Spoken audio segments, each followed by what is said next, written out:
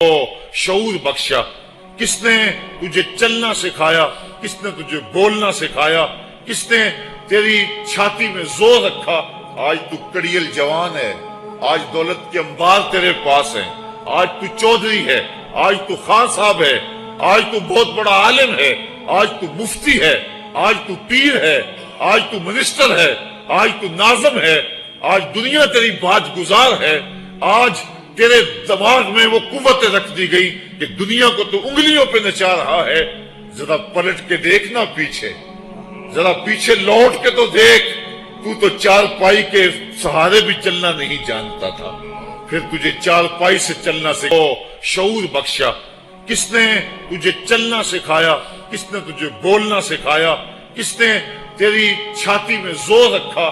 آج تو کڑیل جوان ہے، آج دولت کے انبار تیرے پاس ہیں، آج تو چودھری ہے، آج تو خان صاحب ہے، آج تو بہت بڑا عالم ہے، آج تو مفتی ہے، آج تو پیر ہے، آج تو منسٹر ہے، آج تو ناظم ہے، آج دنیا تیری بات گزار ہے۔ آج تیرے دماغ میں وہ قوت رکھ دی گئی کہ دنیا کو تو انگلیوں پہ نچا رہا ہے۔ ذرا پلٹ کے دیکھنا پیچھے، ذرا پیچھے لوٹ کے تو دیکھ، تو چار پائی کے سہارے بھی چلنا نہیں جانتا تھا، پھر تجھے چار پائی سے چلنا سکھایا، پھر تو نے چلنا اور چلتا تھا، دو قدم تو گر پڑتا تھا۔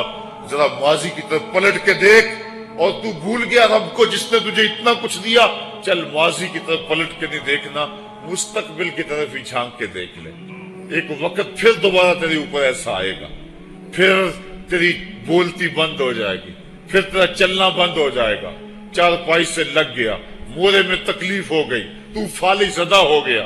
سارے گھر والے 4 دن تو بڑی خدمت میں لگے رہے، لیکن انہیں اپنے کام بھی تو کرنے تھے، پھر آہستہ آہستہ تجھے اگنور کرنا شروع کر دیا۔ تو بھی اس بات کو سمجھنے لگا، پھر وہ وقت بھی آیا کہ تیری چار پائی کو اندر سے اٹھا کے برآمدے میں رکھ دیا کہ بابا کھانستا ہے، بچے جس طرف ہوتے ہیں جراثیم پھیلتے ہیں، اب نوکر تجھے روٹی دینے لگا۔ شام کو بیٹا آتا ہے، 2 لمحے کھڑا ہوتا ہے، پھر اپنے بیڈ روم میں چلا جاتا ہے، تو اس کی صورت کو ترستا رہتا ہے۔ آج تیری زندگی اجیرن بن گئی، پھر تیرے اوپر ایسے حملے بیماریوں کے ہوئے، ایسی تکلیفیں ہوئیں، بولو براز بھی اوپر، لوگ ناک پہ کپڑا رکھ کے تجھے اٹھاتے ہیں۔ اس وقت تو اپنی زندگی سے تنگ آ گیا، تو کہتا ہے ڈاکٹر کو لگا زہر کا ٹیکہ، مجھے موت آ جائے۔ بتا ہم تجھے موت بھی نہ دیتے تو کیا کرتا؟ ہم نے تجھے زندگی دی تھی، یہ ہمارا احسان، اور اب تمہیں موت اگر دیں گے تو یہ بھی ہمارا احسان ہے۔ اگر تو تڑپتا تھا، تیری زندگی جو ہے وہ اجیرن بن چکی تھی، سارے تجھ سے تنگ آ گئے تھے، تیرے بیٹے بھی کہتے دعا کرو اللہ بابے کو پردہ دے دے، سارے تیرے پردہ مانگ رہے تھے۔ اب بتا کہ ہم تجھے پردہ بھی نہ دیتے تو کیا کرتا؟ ثم اماتہ فاقبرہ، شکر کر ہم نے تجھے موت عطا کر دی۔ فاقبرہ، اور پھر اس کے بعد تجھے قبر دی۔ کتا بھی تو مرا تھا، گھسیٹ کے روڑی پہ ڈال دیا، بکری بھی تو مری تھی، گھسیٹ کے روڑی پہ ڈال دیا، تجھے بھی روڑی پہ ڈال دیا جاتا تو کیا تھا؟ لیکن کہا نا یہ میرا شاہکار ہے، پہلے سے غسل دو، بیری کے پتے بھی ڈال لینا، صفائی خوب ہو جائے، اس کو چٹے لباس کا کفن دو، اس کے سند سند پہ خوشبو ملو، اس کو سلگاؤ، خوشبوئیں سلگاؤ، اس کو خوبصورت چارپائی پہ ڈالو، اس کے اعضائے سجدہ پہ مشک ملو، اور اس کی جو ہے وہ چارپائی کے دائیں بائیں پھول رکھو، اور اب سارا زمانہ تیرا منہ دیکھنے آ رہا ہے، ذرا سوچ تیرا منہ دکھانے کے قابل ہے؟ اور پھر کہا اب اس کو اٹھاؤ، قبرستان میں لے چلو، زمانہ آ گیا، تو آج دولہا بنا ہوا ہے اور زمانہ تیری برات بنی ہوئی ہے۔ اور کہا کہ ایک آدمی نہ اٹھائیں، اس کا پروٹوکول ہے، اس کو 4 آدمی اٹھائیں، کندھا بھی بدلتے رہیں، کہا زیادہ تیز بھی نہ چلنا، میرے شاہکار کو کہیں جھٹکا نہ لگے۔ اور پھر تیرا پروٹوکول، امام کعبہ بھی ہو تو وہ پیچھے ہے، تیری لاش آگے۔ تو نے ہمارے ساتھ کیا کیا، ہم نے تیرے ساتھ کیا سلوک کیا۔ یا ایھا الانسان ما غرک بربک الکریم، ہم نے کہا اس کے لیے چھوٹا سا گھر بنا دو، اور اس کے اندر پردے میں اس کو رکھ کے اوپر سے مٹی ڈال دو، اوپر پھول ڈال لو اور پھر اتنی دیر تک کھڑے رہو جتنی دیر تک اونٹ کو ذبح کرتے ہیں، اس کی کھال ادھیڑتے ہیں، اس کا گوشت بناتے ہیں، پھر اس کو تقسیم کرتے ہیں، اور پھر آؤ تو دعائیں شروع کر دو، کبھی کل کی محفل سجا دو، کبھی 10ویں کی، کبھی چہلم کی۔ اے انسان، تیرے ساتھ جو کچھ ہوا لوگوں کی نظروں کے سامنے تجھے رسوا تو نہیں کیا میں نے؟ یا ایھا الانسان ما غرک بربک الکریم، ذرا پیچھے پلٹ کے دیکھ لے، نہیں تو آگے جھانک کے دیکھ لے، تجھے کبھی تو شرم آئے گی۔ تو کہاں بھٹک گیا، کہاں بہہ گیا؟ آ جا اس کریم رب کی طرف جو 70 ماؤں سے زیادہ پیار کرتا ہے۔ آنا تو تو نے ہے ہی، آج نہیں تو کل آئے گا، تو کل جو پھر کفن میں منہ چھپا چھپا کے آتا پھرے گا، آج کھلے منہ ہی آ جا۔ آج میری رحمتیں تیرا بڑھ بڑھ کے استقبال کر رہی ہیں۔ روبی بن حراش ایک بزرگ ہوئے اور تابعی ہیں۔ تابعی وہ تھا جس نے صحابی کو دیکھا ہو، ساری زندگی ان کے چہرے پہ مسکراہٹ نہیں آئی۔ وہ کہتے تھے کیا خبر میرا انجام کیا ہوگا۔ شیخ سعدی فرماتے ہیں جب تو دنیا پہ آیا تھا نا تو روتا تھا، یہ سارے ہنستے تھے۔ بچہ جب پیدا ہوتا ہے تو اور اس کا رونا اس کی زندگی کی دلیل ہے۔ جب تک بچہ چیختا نہیں سارے پریشان ہوتے ہیں، آواز نہیں آ رہی، پتہ نہیں زندہ ہے کہ جو ہے وہ گوشت کا لوتھڑا ہے۔ جب بچہ چیختا سارے خوش ہو جاتے ہیں، مبارکیں دیتے ہیں، مٹھائیاں بانٹتے ہیں۔ تو اس کا رونا اس کی زندگی پہ دلیل۔ شیخ سعدی فرماتے جب تو آیا تھا تو روتا تھا، یہ ہنستے تھے۔ ایسے زندگی گزار تو ہنستا ہوا جائے، یہ روتے رہ جائے۔ یہ نہ ہو کہ روتا آیا تھا روتا ہی جانا پڑے تجھے۔ روبی بن حراش ساری زندگی نہیں مسکرائے، فرماتے تھے کیا خبر میرا انجام کیا ہوگا۔ وقت بیتتا گیا، آخر میں فوت ہو گئے۔ ان کا بھائی ربیع بن حراش غسال کو بلا لایا کہ میرے بھائی کو غسل دو۔ غسال جب غسل دینے کے لیے داخل ہوا تو فوراً باہر پلٹ آیا۔ ربیع پوچھنے لگا کیا ہوا ہے؟ کہا یار تیرا بھائی بڑا عجیب ہے۔ کہا ہوا کیا ہے؟ کہا نحنو نغتسلہ وہو یتبسم، ہم اسے غسل دیتے ہیں وہ آگے سے مسکراتا ہے۔ کہا اس نے قسم کھائی تھی جب تک اپنا اچھا انجام نہیں دیکھوں گا نہیں مسکراؤں گا۔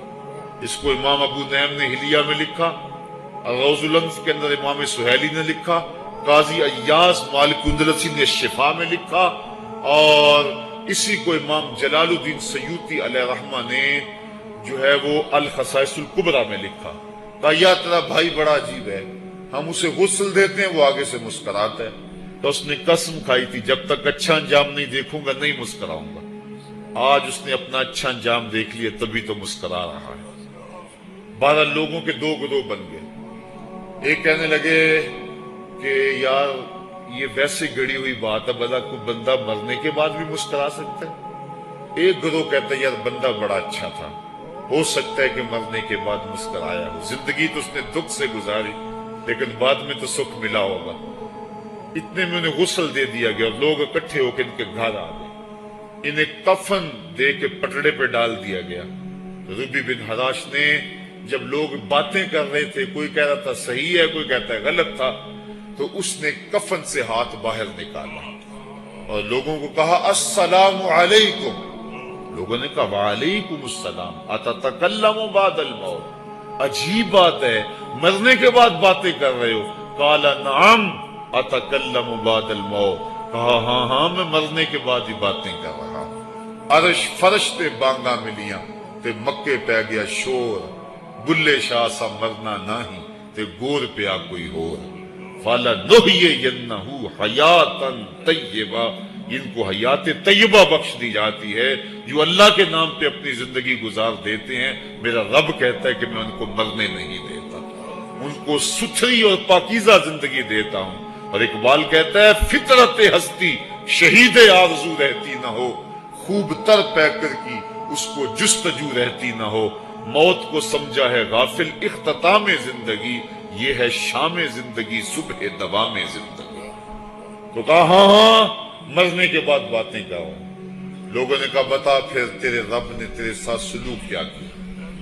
تو ربیع جو فوت ہو چکا ہے کہتا ہے استقبلنی ربی غیر غضبان واستقبلنی بروح و ریحان، کیا پوچھتے ہو؟ اس کے قدرت والے چہرے پہ کوئی غصہ نہیں تھا. اس نے روح و ریحان کے پھولوں کے ہار میرے گلے میں ڈالے. لوگوں نے باتیں پوچھنا شروع کر دی. موقع مل گیا ایک مردہ بول پڑا.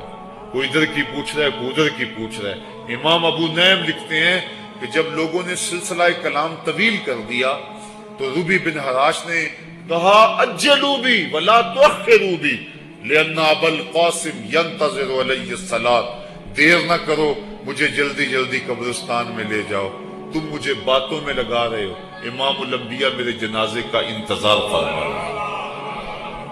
لوگوں نے جنازہ پڑھا اور اپنے گھروں میں آنے کی بجائے سیدھا ام المومنین حضرت عائشہ صدیقہ رضی اللہ تعالی عنہا کی چوکھٹ پہ چلے گئے اور جا کے سارا ماجرا کہا. وہ ابھی باقاعد حیات تھی.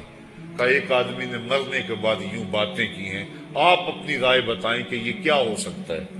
تو ام المومنین رضی اللہ تعالی عنہا نے فرمایا تم کیوں پریشان ہو گئے ہو؟ میرے سرتاج آقا فرما گئے ہیں کانا رجل من امتی یتکلم بعد الموت.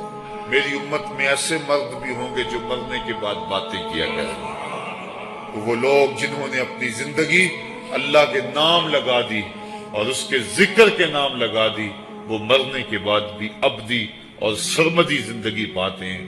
اور جو لوگ اللہ سے بے بہرہ ہیں، اس کی خشیت سے جن کا سینہ خالی ہے اور دین کا چراغاں جن کے سینے میں نہیں ہے، وہ چلتے پھرتے بھی مردہ ہیں. ان کے سینے میں دھڑکتا ہوا دل تو ہے لیکن تمانیت کا نور اس میں نہیں رکھتے ہیں. وہ دھرتی کے اوپر چلتے تو ہیں لیکن دھرتی کا بوجھ ہیں. لیکن یہ لوگ وہ دھرتی کی چھاتی میں ہیں لیکن دھرتی کا وقار ہے. ان کی قبروں سے بھی زندگی پھوٹ رہی ہے اور ضیائیں پھوٹ رہی ہیں. میں جب بھی کبھی لاہور گیا ہوں تو ایک منظر مجھے اپنی طرف کھینچتا ہے. جب میں دریائے راوی کے اس پار ہوتا ہوں تو میں ایک قبر دیکھتا ہوں جس پہ حسرتیں برس رہی ہیں.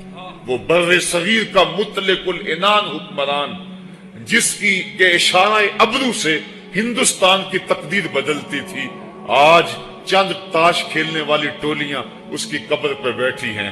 اس کی محبوب بیوی جو بادشاہ کے پیچھے بیٹھتی تھی اور پردہ پیچھے لٹک رہا ہوتا، بادشاہ کا کوئی فیصلہ اسے ناگوار ہوتا، پیچھے سے وہ کمر ٹھونکتی، بادشاہ فیصلے بدل لیتا.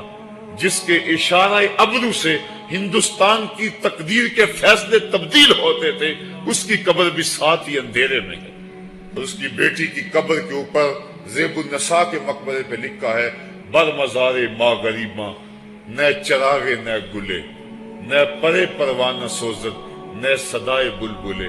ہم غریبوں کی قبر پہ کون چراغ جلانے آئے گا، کون پھول ڈالنے آئے گا؟ نہ کوئی بلبل گیت گانے آئے گی اور نہ کوئی پروانہ پر جلانے آئے گا. یہ وہ جو مطلق العنان تھے، یہ ان کی قبر کی کہانی سنائی. اور جب میں دریائے راوی کا کنارہ پار کرتا ہوں تو ایک لوح مزار وہ بھی ہے جہاں جلی حروف میں لکھا ہے گنج بخشے فیض عالم مظہر نور خدا ناکساں را پیر کامل کامراں را رہنما. جب زندگی ایک طرح کی نہیں ہوتی تو پھر موت بھی ایک طرح کی نہیں ہوتی. جب دنیا پہ رہنے والے لوگ ایک طرح سے زندگی نہیں گزارتے تو ان کی برزخ بھی ایک طرح کی نہیں ہوتی. تو یہ ہیں وہ لوگ جن کی قبروں پہ آج بھی چراغاں ہیں، جن کے نام کا آج بھی تنتنا ہے. 1000 سال گزر گئے، ان کی نسبی اولاد تو کوئی نہیں ہے، انہوں نے شادی بھی نہیں کی تھی. لیکن اس کے باوجود دن کو چلے جاؤ، کڑکتی دوپہر کو چلے جاؤ، برستی بارش میں چلے جاؤ، لمبی رات کی تنہائی میں چلے جاؤ، موسم کی کسی بھی شدت میں چلے جاؤ، حکومتوں کے بدلتے ہوئے ماحول، مارشل لاؤ کی کیفیتیں، جس دور جس حالت میں مرضی جاؤ، آپ کو وہاں میلہ نظر آئے گا، وہاں ہجوم عاشقہ نظر آئے گا. ارے میں گسارو سویرے سویرے خرابات کے گرد پھیرے بپھیرے. کبھی اس طرف بھی گزر کر تو دیکھو، بڑی رونقیں ہیں فقیروں کے ڈیرے. تو وہ لوگ جنہوں نے اپنی زندگی اپنے مالک کے نام گزاری، وہی زندہ ہیں، وہی سرمدی اور ابدی زندگی پائے ہوئے ہیں. صاحبو، اب میرے اور آپ کے پاس سانسوں کا موقع موجود ہے، ورنہ یہ سانسیں تیزی کے ساتھ پگھل رہی ہیں. میں کل امام راضی کو پڑھ رہا تھا وہ کہتے ہیں ایک بزرگ فرماتے مجھے سمجھ نہیں آ رہی تھی ان الانسان لفی خسر کی، کہ بے شک انسان گھاٹے میں ہے. تو میں سوچ رہا تھا کیسے گھاٹے میں ہے. تو کہا کہ مجھے سمجھ اس طرح آئی کہ میں بازار گیا، میں نے ایک شخص کو دیکھا جو پھٹے پہ برف رکھ کے بیچ رہا تھا، اور آواز کیا لگا رہا تھا، ارحمو ارحمو من یذوب راس مالہ، اور رحم کرو اس بندے پہ، اگر تم نے تھوڑی بھی دیر لگا دی اور میرے سے سودا نہ خریدا تو میرا جو راس المال ہے میرا وہ بھی لٹ جائے گا، کیونکہ برف تو میری پگھلی جا رہی ہے، اور اگر تم نے خرید لی میری برف تو میرے پیسے کھڑے ہو جائیں گے، اور اگر تم نے میری برف خریدنے میں دیر کر دی تو جو میں نے پیسے لگائے ہیں میرے وہ بھی پورے نہیں ہوں گے. تو وہ کہہ رہا تھا ارحمو من یذوب راس مالہ. وہ کہتے مجھے ان الانسان لفی خسر کی سمجھ نہیں آ رہی تھی، اس کے اس جملے کو سن کے سمجھ آ گئی کہ انسان جلدی جلدی اپنی سانسوں کو گوا رہا ہے، اسے چاہیے کہ جلدی جلدی ان سانسوں سے کام لے لے، ورنہ یہ سانسوں کی برف پگھل جائے گی اور اس کی یہ پونجی بھی برباد ہو جائے گی. تو صاحبو میں اور آپ لمحہ لمحہ موت کے قریب ہو رہے ہیں، لمحہ لمحہ موت کے قریب ہو رہے ہیں.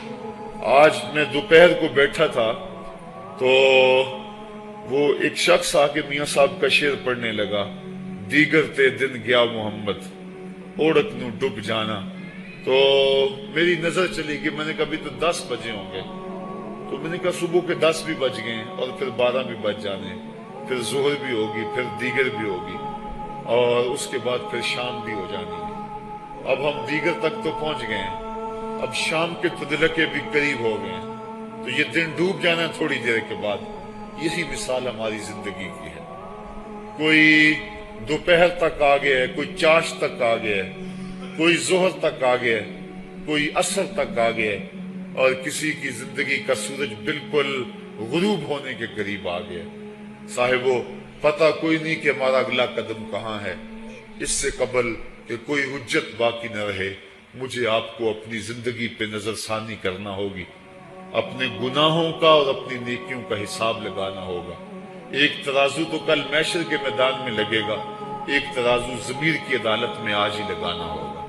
ہمیں دیکھنا ہوگا ہمارے پلے کتنے عمل ہیں اچھے، اور جو اچھے عمل ہیں ان میں خلوص والے کتنے ہیں، لوگوں کے دکھاوے والے کتنے تھے، رب کے لیے کتنے عمل کیے اور لوگوں کے لیے کتنے کیے. تو پھر ترازو لگا کے ہم نے اپنے اعمال نامے کو آج ہی تولنا ہے اور وزن کرنا ہے، اور اپنی زندگی کو نیکی کا حسن دینا ہے. وقت کٹ رہا ہے، زندگی لمحہ لمحہ موت کے قریب ہو رہی ہے. قبل اس سے کہ کوئی حجت باقی نہ رہے، ہم ہاتھ ملتے رہ جائیں، پچھتاتے رہ جائیں تو کیا فائدہ ہوگا. بلکہ میں نے تو پڑھا کتابوں میں علماء لکھتے ہیں قیامت کے دن تو نیکوکار بھی پچھتائیں گے. بدکاروں نے تو پچھتانا ہی پچھتانا ہے، نیکوکار بھی پچھتائیں گے.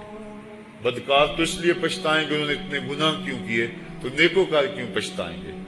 جب وہ اپنے اچھے اعمال کی جزا دیکھیں گے تو وہ پچھتائیں گے، ہائے جو چند لمحے ضائع ہو گئے وہ بھی کیوں ضائع ہو گئے، وہ بھی میں نے کیوں برباد کر دیے، وہ بھی اس راستے پہ ڈالے ہوئے ہوتے. تو آج مجھے آپ کو موقع ہے، دیکھیں قبریں کتنی، قبریں جو ہیں وہ ہمارے کتنے ملنے والے، ذرا نظر دوڑائیں نا. آج ہم کتنوں کو کندھوں پہ اٹھا کے قبرستان چھوڑائے ہیں.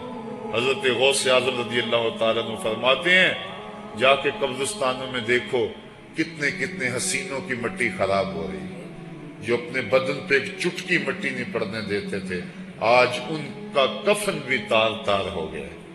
جو اپنے کلف لگے کاٹن کو سلوٹ نہیں آنے دیتے تھے، آج ان کے کفن بھی ٹوٹ گئے ہیں اور ہڈیوں کے جوڑ جوڑ الگ ہو گئے. تو وقت ہمارے اوپر وہ آنے والا ہے. کسی نے آج تک موت کا انکار نہیں کیا. میں نے لوگوں کو خدا کا انکار کرتے دیکھا، آپ نے بھی دیکھا، لیکن کوئی موت کا آج تک انکار کرتا نہیں دیکھا گیا. موت اپنا آپ منوا لیتی ہے. میں اور آپ موت کے بتدریج قریب ہو رہے ہیں. ہمارا اٹھنے والا ہر قدم ہمیں موت کے قریب کر رہا ہے.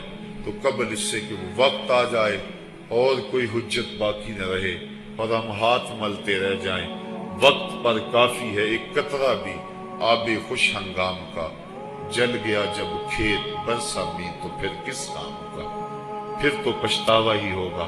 آج ہم پچھتا لے تاکہ زندگی میں حسن نیکی کا آ جائے۔ یہ میری آپ سے درد مندانہ اپیل ہے، گزارش ہے، اور میری آپ سے التماس ہے کہ یہ تھوڑی سی زندگی اللہ نے جو مجھے اور آپ کو ودیت کی ہے، یہ بڑا تھوڑا سا عرصہ ہے، تھوڑا سا موقع ہے۔ یہ دنیا بوائی کا موسم ہے، آخرت کٹائی کا موسم ہے۔ جو بوائی کے موسم کو برباد کر بیٹھا ہے، کٹائی کے موسم میں اس کے ہاتھ کچھ نہیں لگتا۔